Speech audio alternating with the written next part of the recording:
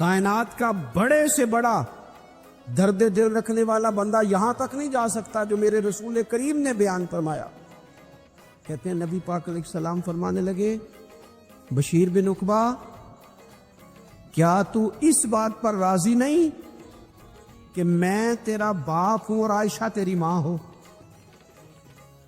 آنا تجھے ہم شامل کر لیں اپنے گھرانے میں، آ جانا، مکمل تیرے معاملات کا خیال کیا گیا، تو آ جا. اتنا بڑا درجہ. نبی پاک نے تو حضرت سلمان فارسی کے بارے میں بھی فرمایا کہ میں نے انہیں اپنی اہل بیت میں شامل کر لیا. رسول اللہ صلی اللہ تعالی علیہ وسلم غرباء کے لیے، مساکین کے لیے، یتیموں کے لیے، ناداروں کے لیے یوں خاص احسان بن کے آئے. وہ یہ والا لہجہ نہیں کہ ہم مطمئن ہو گئے کہ ٹھیک ہے ہم گئے تو تھے، اتنے پیکٹ بانٹ تو آئے، اتنا کچھ ہم نے دے تو دیا، فلانا کام کر تو لیا، اور ویسے وہ بھی کب تک کیا جب تک خبریں تیز تھی.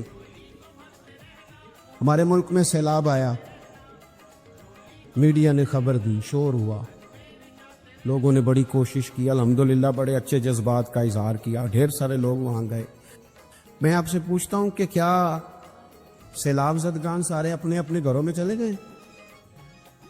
ان کے گھر بن گئے؟ لیکن ہمارے جذبے کیوں ٹھنڈے ہو گئے؟ اسی لیے کہ خبریں ٹھنڈی ہو گئی. ہم تو چلتے ہیں ٹرینڈ کے ساتھ کہ آج کل ٹرینڈ کیا ہے. اگر خبر ادھر کی ہے تو ذوق ادھر کا ہے، خبر ادھر کی ہے تو ذوق ادھر کا ہے. دیر پا کام کرنا اور خاص جذبات پیدا کرنا ان لوگوں کے لیے. حضرت سیدنا عبداللہ بن ابی اوفا رضی اللہ تعالیٰ عنہ روایت کرتے ایک یتیم بچہ آیا تھا. اس نے عرض کی حضور میری ماں بھی بھوکی ہے اور میری ایک کمشیرہ ہے وہ بھی بھوکی ہے، روٹی دا دکھ نہ پوچھو، روٹی تے بندہ کھا جانی گے. یہ جو بھوک ہوتی ہے نا، بھوک، بہت سارے لوگ نا، میں ایک شادی میں تھا تو وہاں ایک دو لوگ کھانا کھا رہے تھے تو بعض لوگ انہیں دیکھ دیکھ کے مذاق کر رہے تھے، ویڈیو بنا رہے تھے، کہتے دیکھو کھانا ہی نہیں آتا، کیا انداز ہے، سارا ان کا منہ جو ہے وہ کھانے سے بھر گیا، ہاتھ دیکھو کہاں تک ان کے لتھڑ گئے، کیا انداز ہے. تو میں نے کہا تم ان کے کپڑے بھی تو دیکھو نا. انداز، بیٹھنا اٹھنا، کپڑے پہننا، یہ غریبی کا پتہ دیتے ہیں. بھوک جب تیز لگی ہو پھر کھانے کے آداب لوگوں کو یاد نہیں رہتے. غربت نے میرے بچوں کو تہذیب سکھا دی، اب وہ سہمے ہوئے رہتے ہیں، شرارت نہیں کرتے. عزیز، ہوتا یہ ہے کہ جب انسان کو بھوک شدید لگی ہو نا، پھر اسے ڈاکٹر کی ہدایات نہیں یاد رہتی، پھر تو پیٹ کی آگ بجھانے کو لوگ دوڑتے. تو کہتے اس بچے نے آ کے عرض کی یا رسول اللہ صلی اللہ تعالی علیہ وسلم ماں بھی بھوکی ہے، بہن بھی بھوکی ہے. حضور نے نا اسے 21 کھجوریں عطا فرمائی. فرمایا 7 تیری، 7 تیری بہن کی، 7 تیری والدہ کی. اور یہ حضور نے 21 کھجوریں دیے ہیں، یہ نبی پاک نے 21 دیے. ہاں یہ حضور نے 21 دی، اور حضور تو اشارہ بھی کر دینا تو پھر روٹی ساری زندگی ختم نہیں ہوتی. حضرت ابو ہریرہ کو بھی ملی تھی، فرماتے ہیں میں کئی سال کھاتا رہا، 1 کلو کھجوریں تھی پر ختم ہی نہیں ہوئی. 21 کھجوریں حضور نے دیں. حضرت معاذ ابن جبل رضی اللہ تعالیٰ عنہ اٹھے اور دوڑ کے جا کے نا اس یتیم کے سر پہ ہاتھ پھیرا اور کہنے لگے پتر اللہ تجھے اپنے والد کا جانشین بنائے. تو حضور فرمانے لگے معاذ یہ تم نے کیا کیا؟ عرض کی حضور اس بچے کی بات سن کے میرا دل بھر آیا ہے، محبت نے انگڑائی لی ہے تو میں نے یتیم کے سر پہ ہاتھ پھیرا ہے. یہ دیکھو حضور کا رشتہ. نبی کریم فرمانے لگے سن پھر جس نے کسی یتیم کے سر پر محبت سے ہاتھ ہی پھیر دیا نا تو اللہ ہر بال کے بدلے اسے ایک نیکی بھی عطا کرے گا، ایک گناہ بھی معاف کرے گا، ایک درجہ بھی بلند فرمائے گا. چلو ہاتھ ہی پھیر دیا، تو نے کچھ تو کیا یتیم کے ساتھ، تیرا کوئی تو اس سے رشتہ ہوا. اور تیسرا طبقہ ہے गुलामों का, मिस्किनों का, गरीबों का। मैं और आप उस मुल्क में रहते हैं जहाँ कुछ लोगों को खाना भी नहीं वक्त पे मिलता, और कुछ लोग 5 लाख रुपया गाड़ी का इसलिए इजाफी दे देते हैं कि मुझे ज़रा ना न्यू मॉडल जल्दी चाहिए। यानी एक तरफ मुल्क की हालत ये है कि बाज़ लोगों के पास पैसे नहीं है कि बच्चों की फीस भर सके, लेकिन दूसरी तरफ हाल ये है कि नए मॉडल का मोबाइल अगर मार्केट में आता है तो वो ख़त्म हो जाता है, मिलता ही नहीं, वो शार्ट हो जाता है। कुछ लोगों ने इस तरह किया है कि उन्होंने ये समझा है कि दौलत शायद मौज करने के लिए हमें दी गई है, हम तरह तरह के खाने खाएं, तरह तरह से चीजें ओढ़े, तरह तरह के मामलात करें। उन्होंने ये तय कर लिया है। उसका नुकसान क्या हुआ है? उसका नुकसान ये हुआ है कि कुछ लोग गुर्बत की सतह से नीचे आ गए बेचारे। नबी पाक का जो एहसान इन गरीब लोगों पर है, हुजूर अलैहिस्सलाम के पास ना हज़रत अब्दुल्ला इब्न उमर रवायत करते हैं और तबरानी में मौजूद है, हुजूर के पास ना 10 दिनार थे। हमारे पास भी पैसे होते हैं ना, लेकिन वो कुछ होते हैं हमारे खाना खाने के लिए, कुछ होते हैं आइसक्रीम खाने के लिए, कुछ इसलिए होते हैं कि आज मेरी मर्जी दा नहीं पका। लिहाजा मैंने, हमारे एक दोस्त हैं, वो कहते हैं कि आजकल ये माहौल बन गया है कि बच्चे अगर कहते हैं ना खाना मेरी मर्जी का नहीं, तो अम्मा कहती है जा तो बर्गर खा ले। कहते हमारे दौर में यूं नहीं होता था। अगर हम कहते थे ना खाना मेरी मर्जी का नहीं, तो फिर हमें डबल चीज खाने को मिलती थी, एक मार भी खाना पड़ती थी और वो खाना भी खाना पड़ता था। और फिर कुछ पैसा लोगों ने सिर्फ इसलिए संभाल के रखा हुआ है कि जो इजाफी चीजें हैं ना, इजाफी, मेरा वैसे तजर्बा नहीं है और ना मैंने ज़्यादा गहराई से देखा है, बस मुझे बताया गया है, और पता नहीं अब बात दुरुस्त है कि नहीं, मुझे बताया गया है कि पहले लड़कियां ब्यूटी पार्लर जाती थी, अब सुना लड़के भी जाते हैं। अब खुदा जाने ये बात सच है कि गलत है। ये जो इजाफी अखराजात है ना, ये अगर हम थोड़े समेट लें, यानी मौला अली शेर खुदा करम अल्लाह ताला वजहुल करीम मजदूरी करके निकले तो 2 किलो खजूरें थी। हुजूर बस फरमाने लगे 1 किलो मेरे बच्चे खाएंगे और किलो मदीने के गरीब बच्चे खाएंगे। यानी कुल 2 किलो जाहिरी तौर पर खजूरें हैं, उसमें भी दूसरों का हिस्सा। हमारे पास जो माल आता है, अगर थोड़ा सा ना हम उसे ये ना समझ लें कि मेरा ही हक है, किसी को इसमें से एक लुकमा भी नहीं मिलना चाहिए। अगर हम थोड़ा सा ना दिल कुशादा करें तो 3 लोगों का खाना 4 भी खा सकते हैं, 4 का खाना 5 भी खा सकते हैं, 6 का खाना 7 का खाना 10 भी खा सकते हैं। शर्त यह है कि दिल कुशादा हो। दिल दरियाते समुद्रों डूंगे, कौन दिला दिया जाने, थोड़ी सी ना कुशादगी पैदा की जाए। हजरत अब्दुल्ला इब्न उमर कहते हैं नबी करीम अलैहिस्सलाम के पास ना 10 दिनार थे। वैसे तो कायनात ही मेरे नबी की मुट्ठी में है, लेकिन जाहिरी तौर पर 10 दिनार थे। हुजूर एक दुकान पे गए, 4 दिनार का हुजूर ने एक जोड़ा खरीदा, कपड़े खरीदे। वो कमीज हुजूर ने पहनी, एक अंसारी आगे बढ़ के अर्ज करने लगे हुजूर मेरा बड़ा दिल कर रहा है, ये मुझे नहीं दे देते आप? तो हुजूर खुश हो गए। ये मेरे महबूब का दरवाजा है कि जब कोई मांगता है तो हुजूर खुश हो जाते। नबी करीम से मांगा उस शख्स ने तो हुजूर खुश हो गए, और महबूब ने वो कुर्ता, वो कपड़े उतार के उस अंसारी को अता कर दिए, और 4 दिनार के और खरीद लिए, बाकी बचे 2 दिनार। नबी करीम वो लेकर निकले, रुखसत हुए घर जाने के लिए, तो रस्ते में खातून को रोते हुए देखा। हुजूर रुक गए, फरमाया क्यों रो रही हो? अर्ज करने लगी या रसूल अल्लाह सल्लल्लाहु तआला अलैहि वसल्लम, मैं फलां आदमी की कनीज हूँ, नौकरानी हूँ, उसने आटा लेने भेजा था 2 दिनार का, वो 2 दिनार गुम हो गए। हुजूर ने 2 दिनार उसे अता कर दी। वो दिए तो फिर रो रही थी। फरमाया अब क्यों रोती हो? कहने लगी या रसूल अल्लाह डरती हूँ देर बड़ी हो गई या मार ही ना पड़े। तो हुजूर ने फरमाया चल ना, मैं तेरे साथ चलता हूँ। حضور ان کے گھر گئے، وہ اہل ایمان کا گھر تھا جن کی وہ کنیز تھی، جا کے کہا السلام علیکم، اندر سے جواب ہی نہیں آیا۔ پھر فرمایا السلام علیکم، کوئی جواب ہی نہیں آیا۔ محبوب کا طریقہ مبارکہ تھا 3 دفعہ دستک، پھر واپسی۔ تیسری دفعہ کہا السلام علیکم تو وہ سارے بول پڑے وعلیکم السلام یا رسول اللہ، حضور ماں باپ قربان۔ تو حضور فرمانے لگے میں نے پہلے بھی 2 دفعہ سلام لیا، بولا کوئی نہیں۔ کہ یا رسول اللہ اپنے نصیب تھے نا کہ ہم پہ سلامتیاں بھیج کون رہا ہے، ہم نے سوچا ذرا 3 دفعہ مل جائے سلامتی، ذرا مل جائے نا، حضور سلامتی بھیج رہے تو آتے رہے نا۔ تو محبوب کریم علیہ الصلوۃ والسلام فرمانے لگے یہ تمہاری کنیز وہاں کھڑی رو رہی تھی، اس بیچاری کے 2 دینار گم ہو گئے تھے، اسے دوبارہ سامان لاتے کچھ دیر ہو گئی، اس پر سختی نہ کرنا، مارنا نہ۔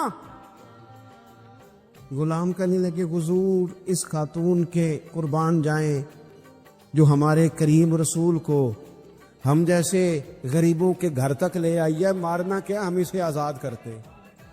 حضور علیہ السلام کے صحابہ بڑے حساس تھے۔ حضرت حنظلہ رضی اللہ تعالیٰ عنہ نہ روتے ہوئے جناب صدیق اکبر رضی اللہ تعالیٰ عنہ سے ملے اور رو کے عرض کرنے لگے حنظلہ تو منافق ہو گیا۔ حضرت صدیق اکبر رضی اللہ تعالیٰ عنہ فرمانے لگے حنظلہ کیا ہوا، کس قسم کی بات کر رہے ہو؟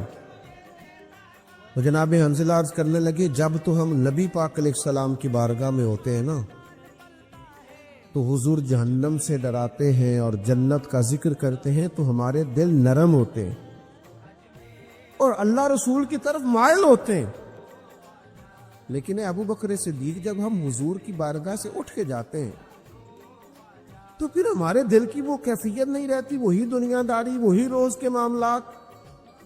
تو یہ نفاق نہیں، منافقت نہیں۔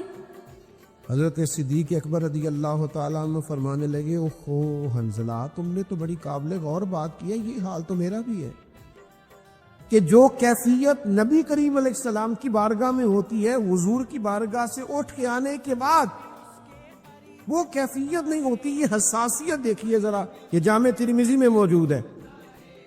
حضرت جناب سیدنا ابو بکر صدیق رضی اللہ تعالیٰ عنہ حضرت حنظلہ رضی اللہ تعالیٰ عنہ کا بازو تھام کے انہیں حضور کی بارگاہ میں لے گئے کہ یا رسول اللہ صلی اللہ تعالیٰ علیہ وسلم ان کی بات سنیے۔ تو حضرت حنظلہ عرض کرنے لگے یا رسول اللہ مجھے لگتا ہے میں تو منافق ہو گیا ہوں، جب تک آپ کی بارگاہ میں بیٹھا رہتا ہوں آپ جنت دوزخ کا ذکر کرتے ہیں، دل نرم رہتا ہے، اللہ کی طرف مائل رہتا ہے،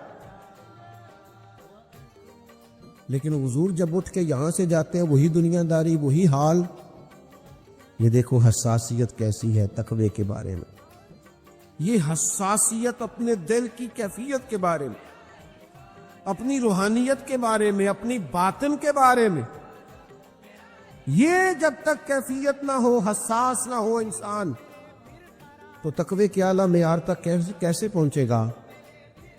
نبی پاک علیہ الصلوۃ والسلام نے فرمایا سنو، اگر تمہاری وہی کیفیت رہے نا ہر وقت جو میری بارگاہ میں رہتی ہے، تو فرمایا پھر تمہاری مجلسوں میں بھی، تمہارے بستروں میں بھی اور تمہارے رستوں میں بھی اللہ کے فرشتے آ کے تم سے مصافحہ کریں۔ لیکن فرمایا یہ وقت وقت کی بات ہے، انسان کی کیفیت ہمیشہ ایک جیسی نہیں رہتی۔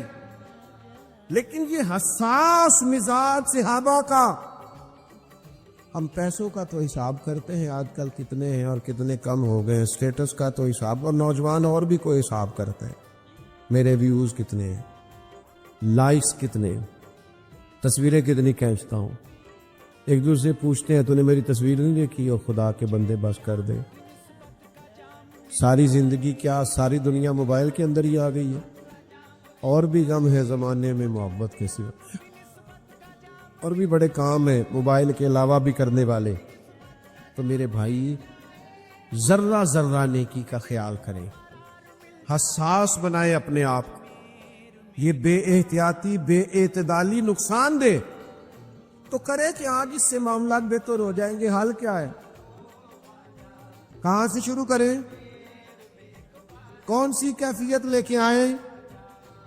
تو پہلا سبق آپ کی خدمت میں روحانیت کی مضبوطی کے لیے عرض کروں گا کہ یہ اگر احساس پیدا ہو جائے، آپ محتاط ہو جائیں، ذرہ ذرہ سوچنے لگیں، پہلی بات سبق کے طور پر یہ ہے کہ اپنے رب کی بارگاہ میں کثرت سے استغفار کریں، اکیلے بیٹھ جائیں، توبہ کریں، اللہ کے حضور توبہ کریں۔ نبی پاک علیہ السلام نے فرمایا تمام انسان گناہگار ہیں۔ یہ انبیاء کو نکال کے بعد شارحین فرماتے ہیں، جو کہ نبی تو معصوم ہوتے ہیں نا، فرمایا سب گناہگار ہیں، لیکن بہترین گناہگار وہ ہے جو اللہ کے حضور توبہ کرتا ہے۔ تو ہے گناہگار پر بڑا بہترین ہے، بہترین گناہگار وہ ہے جو اللہ کی بارگاہ میں توبہ کرتا، توبہ کریں، اس کے حضور آئیں، رجوع لائیں، اور حضور قلب کے ساتھ، اچھی نیت کے ساتھ، اور اگر ہو سکے تو اپنے گناہ کا اعتراف کر کے، یا اللہ میں بھول گیا تھا، یا اللہ مجھ سے غلطی ہو گئی، اے اللہ نفس غالب ہو گیا، مالک میرے اندر یہ بات میری ناجائز خواہش نے پیدا کر دی، مجھ سے درگزر فرما۔ لیکن حضور جب اٹھ کے یہاں سے جاتے ہیں وہی دنیا داری، وہی حال۔ یہ دیکھو حساسیت کیسی ہے تقوی کے بارے میں، یہ حساسیت اپنے دل کی کیفیت کے بارے میں، اپنی روحانیت کے بارے میں، اپنی باطن کے بارے میں، یہ جب تک کیفیت نہ ہو، حساس نہ ہو انسان، تو تقوی کے اعلیٰ معیار تک کیسے پہنچے گا؟ نبی پاک علیہ الصلوۃ والسلام نے فرمایا سنو، اگر تمہاری وہی کیفیت رہے نا ہر وقت جو میری بارگاہ میں رہتی ہے، تو فرمایا پھر تمہاری مجلسوں میں بھی، تمہارے بستروں میں بھی، اور تمہارے رستوں میں بھی اللہ کے فرشتے آ کے تم سے مصافحہ کریں۔ لیکن فرمایا یہ وقت وقت کی بات ہے، انسان کی کیفیت ہمیشہ ایک جیسی نہیں رہتی۔ لیکن یہ حساس مزاج صحابہ کا، ہم پیسوں کا تو حساب کرتے ہیں آج کل کتنے ہیں اور کتنے کم ہو گئے ہیں، سٹیٹس کا تو حساب، اور نوجوان اور بھی کوئی حساب کرتے ہیں، میرے ویوز کتنے ہیں، لائکس کتنے، تصویریں کتنی کھینچتا ہوں، ایک دوسرے پوچھتے ہیں تو نے میری تصویر نہیں دیکھی، اور خدا کے بندے بس کر دے، ساری زندگی کیا ساری دنیا موبائل کے اندر ہی آ گئی ہے، اور بھی غم ہے زمانے میں محبت کے سوا، اور بھی بڑے کام ہیں موبائل کے علاوہ بھی کرنے والے۔ تو میرے بھائی ذرہ ذرہ نیکی کا خیال کریں، حساس بنائیں اپنے آپ کو، یہ بے احتیاطی بے اعتدالی نقصان دے تو کرے کہ آج اس سے معاملات بہتر ہو جائیں گے۔ حال کیا ہے؟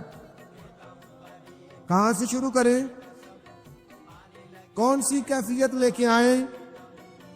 تو پہلا سبق آپ کی خدمت میں روحانیت کی مضبوطی کے لیے عرض کروں گا کہ یہ اگر احساس پیدا ہو جائے، آپ محتاط ہو جائیں، ذرہ ذرہ سوچنے لگیں، پہلی بات سبق کے طور پر یہ ہے کہ اپنے رب کی بارگاہ میں کثرت سے استغفار کریں، اکیلے بیٹھ جائیں، توبہ کریں، اللہ کے حضور توبہ کریں۔ نبی پاک علیہ السلام نے فرمایا تمام انسان گناہگار ہیں۔ یہ انبیاء کو نکال کے بعد شارحین فرماتے ہیں، جو کہ نبی تو معصوم ہوتے ہیں نا، فرمایا سب گناہگار ہیں، لیکن بہترین گناہگار وہ ہے جو اللہ کے حضور توبہ کرتا ہے۔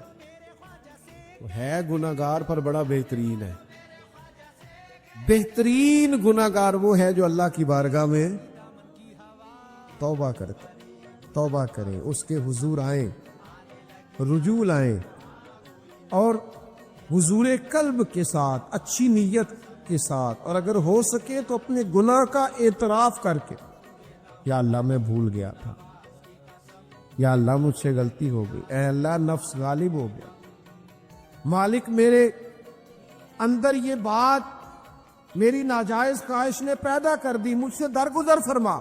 میرے بھائی خاص توجہ کر کے ندامت کے ساتھ اللہ کے حضور رجوع لائیں، توبہ کریں، اور بار بار کریں، اور سہ بار کریں، یہ کر کے دیکھیں، اور تنہائی میں کریں، اور اکیلے میں کریں اور اپنے رب کو منائیں۔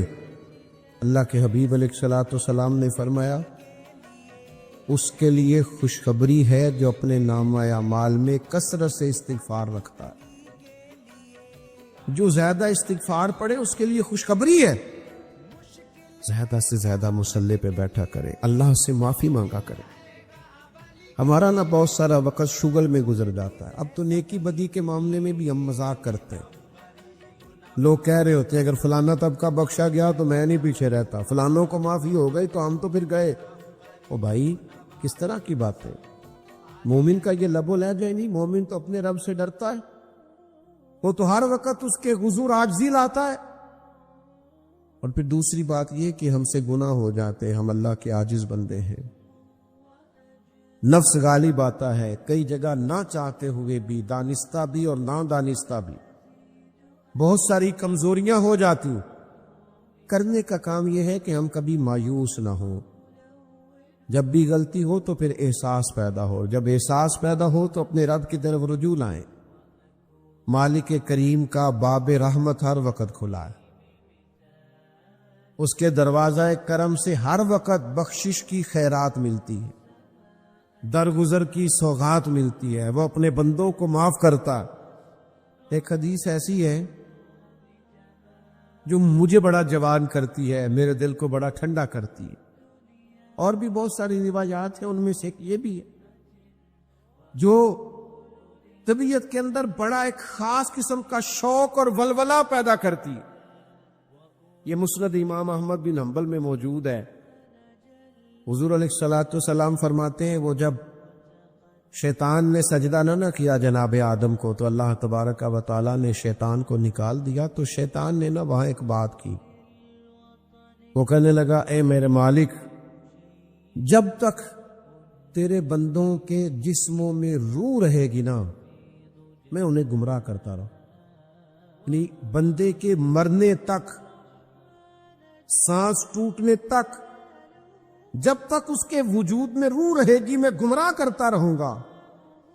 مالک کی رحمت پہ ہماری اولادیں قربان، ہمارے ماں باپ قربان، اس کے انداز کرم پر ہماری ساری عزتیں قربان۔ نبی کریم علیہ السلام فرماتے ہیں جب شیطان نے کہا نا کہ جب تک ان کے جسموں میں روح رہے گی میں انہیں گمراہ کرتا رہوں گا، تو حضور فرماتے رب کریم نے فرمایا سونو لعین، پھر مجھے بھی میری عزت اور جلال کی قسم، یہ جب تک مجھ سے معافی مانگتے رہیں گے میں انہیں معاف کرتا رہوں گا۔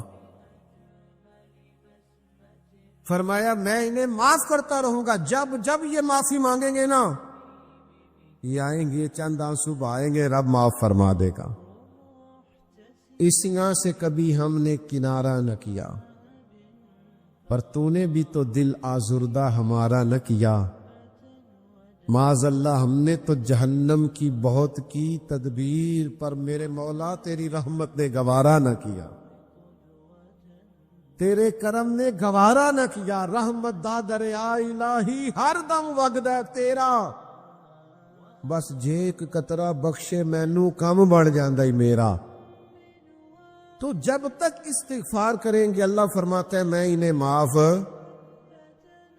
ایک تو استغفار کرنا ہے، دوسرا نا سجدے زیادہ کرنے، روحانی ترقی کے وَاعْبُدْ رَبَّكَ حَتَّى يَأْتِيَكَ الْيَقِينُ، اللہ فرماتے ہیں اپنے رب کی مرتے دم تک عبادت کرو، خوب سجدے، خوب عبادتیں، خوب توجہ، اپنے رب کے حضور خوب عاجزی، اس کی بارگاہ کی طرف خوب رجوع، یعنی بارشیں نہیں ہوتی تو نماز، زیادہ ہو جائے تو نماز، سورج گرہن لگ جائے تو نماز، کبھی کوئی کمزوری ہو گئی تو سجدہ، اللہ نعمت دے تو شکر کا سجدہ، کبھی غلطی ہو جائے تو رب کی بارگاہ میں معافی کے لیے سجدہ، سجدہ ہی سجدہ، عبادت ہی عبادت۔ میرے نبی پاک فرماتے ہیں جب تم اس کی بارگاہ میں سجدہ کرتے ہو نا تو تمہارے گناہ معاف کرتا ہے اور درجے بلند فرماتا ہے۔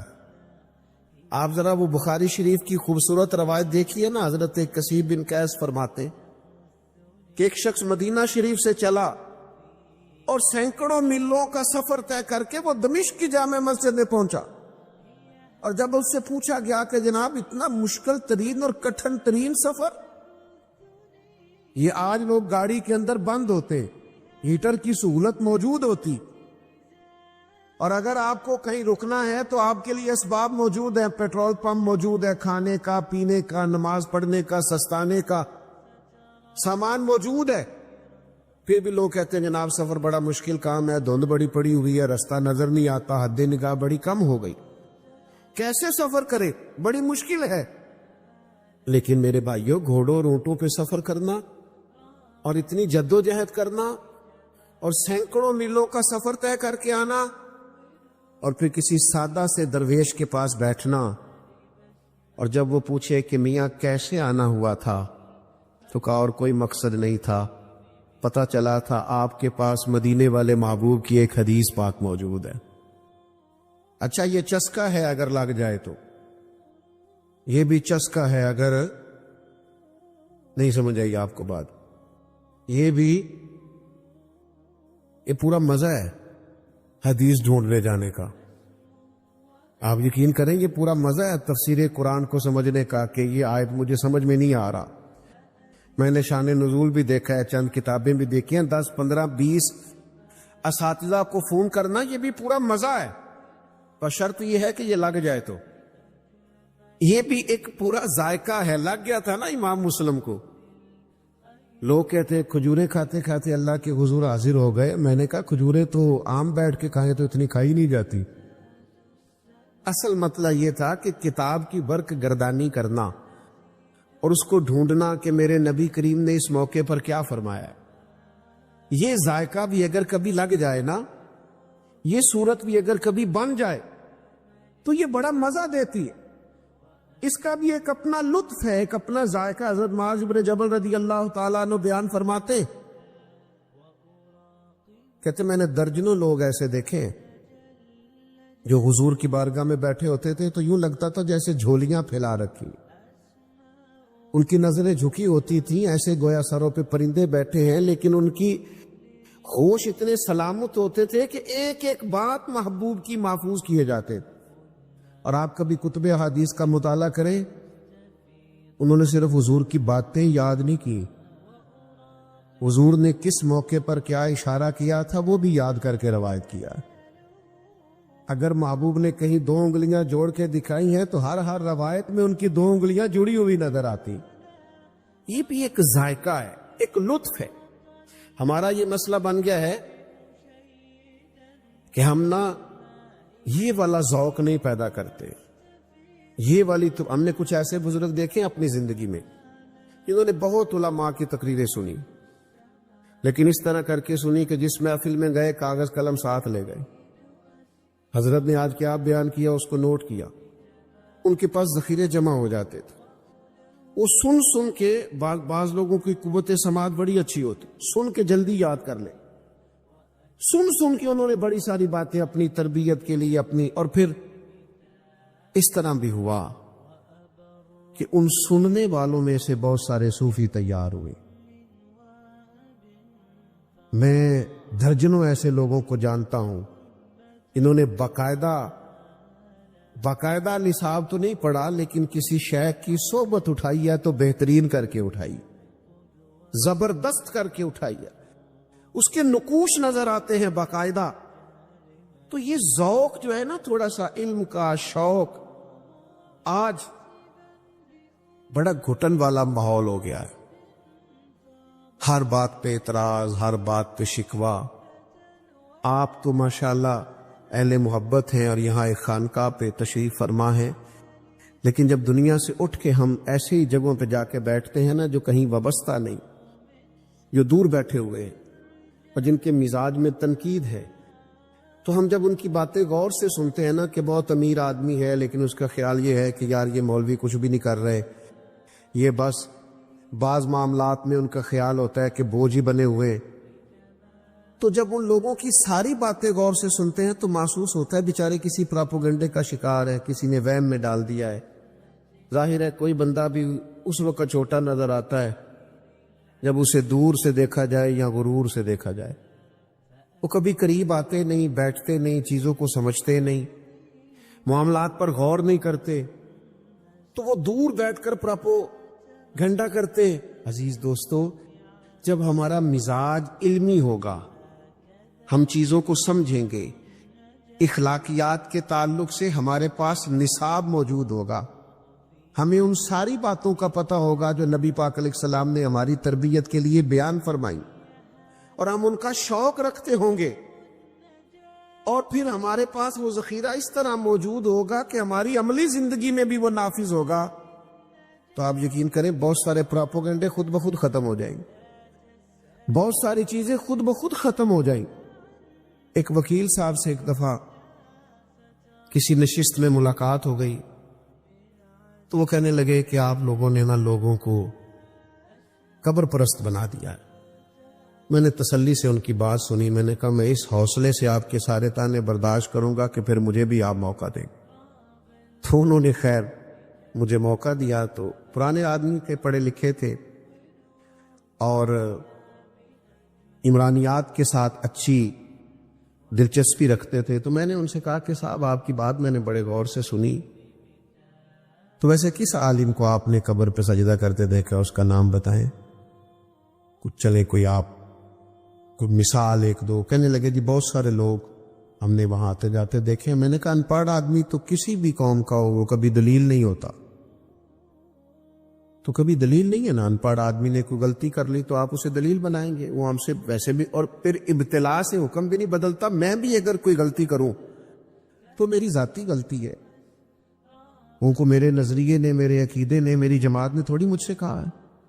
ابتلا سے حکم تھوڑی بدلتے ہیں، تو ہو جاتا ہے. تو مجھے کہنے لگے پھر آپ لوگوں کا نصاب کیا. میں نے کہا یہ بالکل آخر میں بتائیں گے آپ کو، پہلے آپ یہ بتائیں کہ آپ نے اتنی سخت بات کی کہ ہم معاذ اللہ قبر پرست ہیں، یعنی ایک مومن کو آپ نے کافر ہی کہہ دیا. آپ کو بھی تو کوئی دلیل پیش کرنا چاہیے تھے نا اس پر. اتنی سخت بات آپ نے کی، آپ کو اس پر دلیل دینی چاہیے. خاموش ہو گئے. تو پھر میں نے ان سے کہا کہ آپ نصاب پڑھیے، ہمارے بزرگوں کو پڑھیے، اور آپ زیادہ نہیں تھوڑا پڑھیے.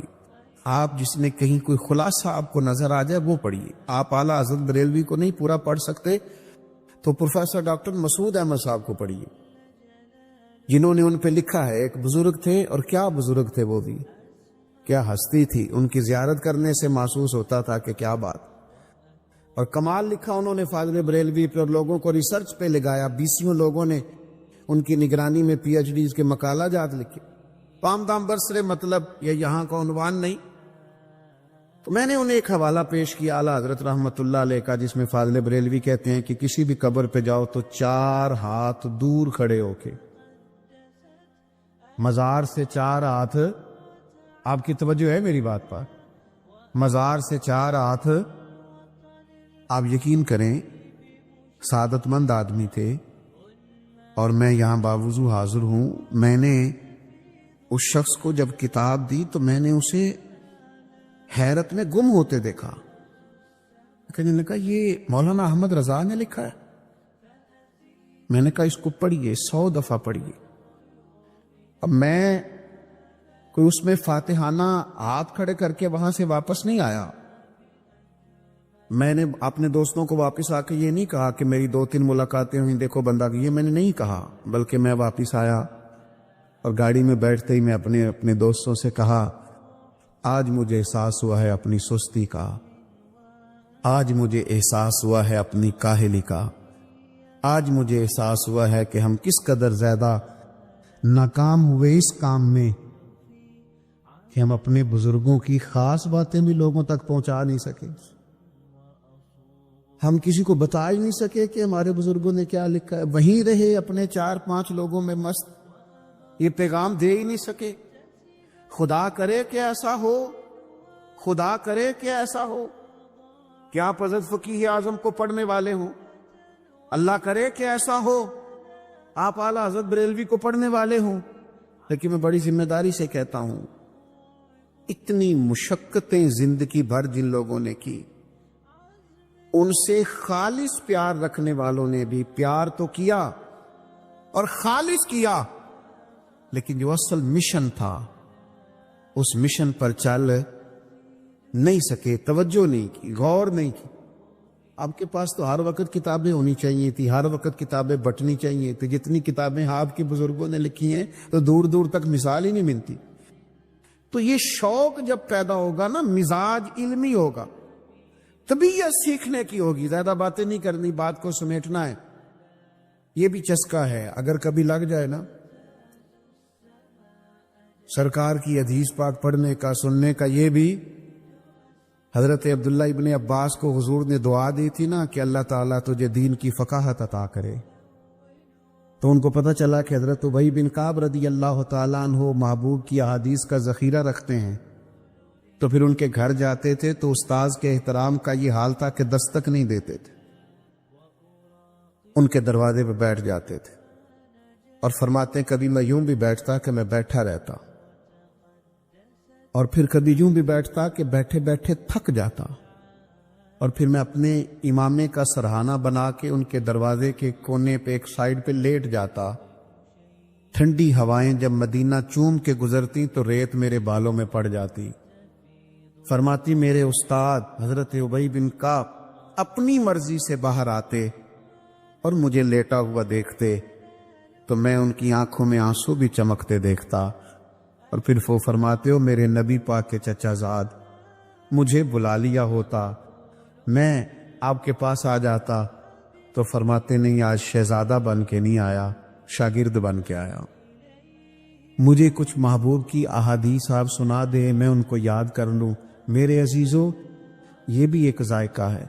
شیطان نے سجدہ نہ کیا جناب آدم کو، تو اللہ تبارک و تعالیٰ نے شیطان کو نکال دیا، تو شیطان نے وہاں ایک بات کی، وہ کہنے لگا اے میرے مالک، جب تک تیرے بندوں کے جسموں میں روح رہے گی نا، میں انہیں گمراہ کرتا رہا، یعنی بندے کے مرنے تک، سانس ٹوٹنے تک، جب تک اس کے وجود میں روح رہے گی میں گمراہ کرتا رہوں گا۔ نبی کریم علیہ السلام فرماتے ہیں جب شیطان نے کہا نا کہ جب تک ان کے جسموں میں روح رہے گی میں انہیں گمراہ کرتا رہوں گا، تو حضور فرماتے ہیں رب کریم نے فرمایا سونو لعین، پھر مجھے بھی میری عزت اور جلال کی قسم، یہ جب تک مجھ سے معافی مانگتے رہیں گے میں انہیں معاف کرتا رہوں گا۔ فرمایا میں انہیں معاف کرتا رہوں گا، جب یہ معافی مانگیں گے نا، یہ آئیں گے چند آنسو بہائیں گے، رب معاف فرما دے گا۔ قرآن مجید نے فرمایا یا ایھا الذین آمنوا اتقوا اللہ وکونوا مع الصادقین۔ سنو یہ قرآن پاک ہے، ادھر دیکھو نوجوانوں، چھوڑو موبائل، یا میری بات پہ توجہ کرو۔ فرمایا اے ایمان والو اللہ سے ڈرو اور سچوں کی سنگت اختیار کرو، اپنے لیے علماء کی صحبتیں تلاش کرو۔ آپ کا عقیدہ اس وقت ڈگمگاتا ہے جب آپ کا یارانہ اس بندے سے لگتا ہے جس کا عقیدہ ٹھیک نہیں ہوتا۔ میں صحیح کہہ رہا ہوں؟ مولانا جمیل الرحمان قادری نے کہا تھا میں وہ سنی ہوں جمیل قادری مرنے کے بعد، پر کہا تب تھا جب بیٹھے فاضل بریلوی کی خدمت میں تھے۔ ہمارے نوجوانوں کو نا لوگ گمراہ کرتے ہیں، انہیں کہتے ہیں چھوڑو ہمارے ملک میں جس کی لاٹھی اس کی بھینس، جیسے پیسہ کمایا جاتا ہے کماؤ۔ بددیانتی پر لوگوں کو ابھارا جاتا ہے، بری صحبتیں، بری سنگتیں، برے لوگ، وہ زمانہ ہی ایسے ہے جی۔ میرے بھائی نیکیاں جمہوری نہیں ہوتی، نیکیاں جمہوری نہیں ہوتی کہ سارے کریں گے تو میں کروں گا۔ اگر نیکیاں جمہوری ہوتی تو حضرت ابو بکر انتظار کرتے کہ پہلے سارا مکہ کلمہ پڑھے گا تو پھر میں پڑھوں گا۔ انہوں نے ہمیں بتایا ہے کہ جب حق سمجھ میں آئے پھر انتظار نہیں کیا جاتا، مدینے والے کے قدموں سے جڑ جایا جاتا۔ اپنی سنگتوں کو دیکھو، اپنی صحبتوں کو